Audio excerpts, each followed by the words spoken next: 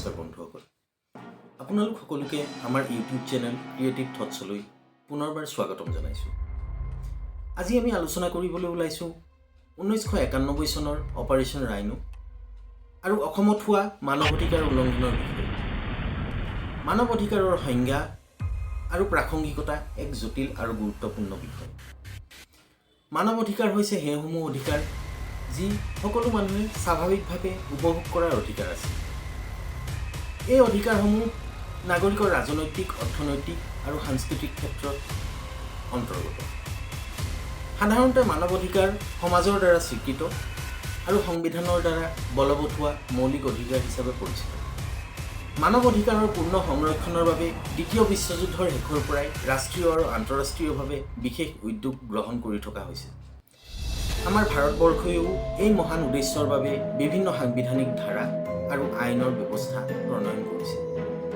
বহুতো চৰকাৰী আৰু বেচৰকাৰী সংস্থাই এই অধিকাৰসমূহৰ সজাগতা আৰু সংৰক্ষণৰ বাবে কাম কৰি আছে। তথাপি মানৱ অধিকাৰ সংৰক্ষণৰ ক্ষেত্ৰত কিছু ব্যৰ্থতা দেখা যায়। আমাৰ ভাৰতত মানৱ অধিকাৰ ভংগৰ বিভিন্ন উদাহৰণ আছে। তাৰ ভিতৰত অপাৰেশ্যন ৰাইনো অন্যতম। ভাৰত চৰকাৰে 1991 চনত অসমত অপাৰেশ্যন ৰাইনো নামেৰে এক সামৰিক অভিযানৰ আৰম্ভ কৰে। ইয়াৰ লক্ষ্য আছিল অসমৰ উগ্ৰপন্থী সংগঠন United liberation front of Assam চমুকৈ আলফাৰ বিদ্ৰোহ দমন কৰা। এই অভিযানত 1991 চনৰ ছেপ্টেম্বৰ মাহৰ 14 তাৰিখে বৃহৎ সংখ্যক সেনা আৰু অৰ্ধসামৰিক বাহিনীক সামৰি লৈ আৰম্ভ কৰা হয়। এই অভিযানৰ সময়ত সেনাক arm force special power act 1958ৰ অধীনত অপৰিমেয় ক্ষমতা প্ৰদান কৰা হয়। এই ক্ষমতাই সেনাক অতিকে শক্তিশালী কৰি তুলিছে। এই অভিযানত স্থানীয় প্ৰশাসনক সম্পূৰ্ণৰূপে উপেক্ষা কৰা হৈছিল। উপায়ুক্ত, আৰক্ষী অধীক্ষকৰ দৰে যি চৰকাৰী কৰ্তৃপক্ষ সাধাৰণতে আমাৰ স্থানীয় প্ৰশাসনত থাকে, তেওঁলোকক সম্পূৰ্ণ আন্ধাৰত ৰাখি এই অভিযান চলাই নিয়া হৈছিল। গ্ৰাম্য অঞ্চলত অভিযানৰ সময়ত গাঁওবুঢ়াকো লগত নোলোৱাৰ অভিযোগ উত্থাপন হৈছিল। এই অভিযানৰ সময়ত মানৱ অধিকাৰ উলংঘনৰ বহু ঘটনা সংঘটিত হৈছিল। সেনাবাহিনীয়ে নিয়ম বহিৰ্ভূতভাৱে নাগৰিকসকলৰ ঘৰত অভিযান চলাইছিল। সেই সময়ৰ ৰাজ্যসভাৰ সদস্য নগেন শইকীয়াৰ ঘৰতো সেনাই তালাচী চলাইছিল, যাক লৈ সংসদত তীব্ৰ সমালোচনা হৈছিল।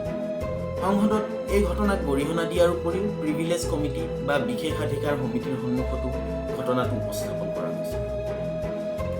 আনহাতে এগৰাকী ন্যায়াধীশৰ ঘৰতো কোনো ধৰণৰ আগতীয়া অনুমতি নোলোৱাকৈ সেনাই তালাচী চলাইছিল। প্ৰথমে প্ৰশাসনে এই বিষয়টো গাপ দিয়াৰ চেষ্টা কৰিছিল যদিও সংবাদ মাধ্যমৰ হেঁচাত সংশ্লিষ্ট সেনা বিষয়াকেইজনে পাছত ক্ষমা বিচাৰিবলগীয়া হৈছিল। সেনাই গ্ৰেপ্তাৰ কৰা যিসকল গ্ৰেপ্তাৰকাৰী আছিলে, সেই ব্যক্তিসকলক বিভিন্ন ধৰণে শাৰীৰিক আৰু মানসিকভাৱে নিৰ্যাতন চলাইছিল। আনকি আৰক্ষীৰ বিষয়াসকল, আৰক্ষীৰ কনিষ্টবল, ছুটীত থকা সশস্ত্ৰ বাহিনীৰ সদস্যসকলক বা তেওঁলোকৰ পৰিয়ালবৰ্গকো এই অভিযানৰ নামত অপমান, নিৰ্যাতন, আনকি হত্যাৰ বাতৰিও সেই সময়ত প্ৰচাৰ হৈছিল। এই অভিযানৰ ফলত বহু লোকৰ আত্মহত্যাৰ ঘটনাও পোহৰলৈ আহিছিল। উদাহৰণস্বৰূপে ডিগবৈৰ অজিত মেধি 25 অক্টোবৰ 1991 চনত, নলবাৰীৰ মনোৰঞ্জন হালৈ 5 নৱেম্বৰ 1991 চনত আৰু গোলাঘাটৰ ৰঞ্জিত বৰগোহাঁই 3 নৱেম্বৰ 1991 চনত সেনাৰ আতিশায্যৰ বলি হৈ আত্মহত্যা কৰাৰ বাতৰি প্ৰচাৰ হৈছিল। আইনী গণ্ডিৰ বাহিৰলৈ গৈ সেনাই গ্ৰেপ্তাৰ কৰা ব্যক্তিসকলক আৰক্ষীৰ জিম্মাত গতাই দিয়াৰ পিছতো পুনৰ আৰক্ষীৰ জিম্মাৰ পৰা আনি জেৰা কৰাৰ অভিযোগ উঠিছিল। সেই জেৰা আছিল অতিকে ভয়ানক আৰু মৰ্মান্তিক। এই অপাৰেশ্যনে অসমত মানৱ অধিকাৰ উলংঘনৰ এখন নগ্ন ছবি সৃষ্টি কৰিছিল। নাগৰিকৰ মাজত ভয় আৰু অনাস্থাৰ পৰিৱেশৰ সৃষ্টি কৰিছিল। সংবিধানত থকা মৌলিক অধিকাৰসমূহ ৰক্ষা কৰাত চৰকাৰ সম্পূৰ্ণৰূপে ব্যৰ্থ হৈছিল। অপাৰেশ্যন ৰাইনো হৈছে সামৰিক অভিযানৰ নামত মানৱ অধিকাৰ উলংঘনৰ এটা উদাহৰণ। এনে অভিযান আইন আৰু নৈতিকতাৰ সন্মান ৰক্ষা কৰাটো আমাৰ বাবে অতিকৈ প্ৰয়োজন।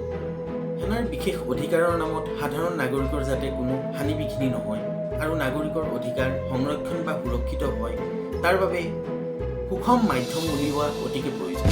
অপাৰেশ্যন ৰাইনোৰ কিছুদিনৰ আগত অৰ্থাৎ 28 নৱেম্বৰ 1990ৰ পৰা 20 এপ্ৰিল 1991লৈকে ভাৰতীয় সেনাই অসমত আলফাৰ বিৰুদ্ধে আন এক সামৰিক অভিযান চলাইছিল।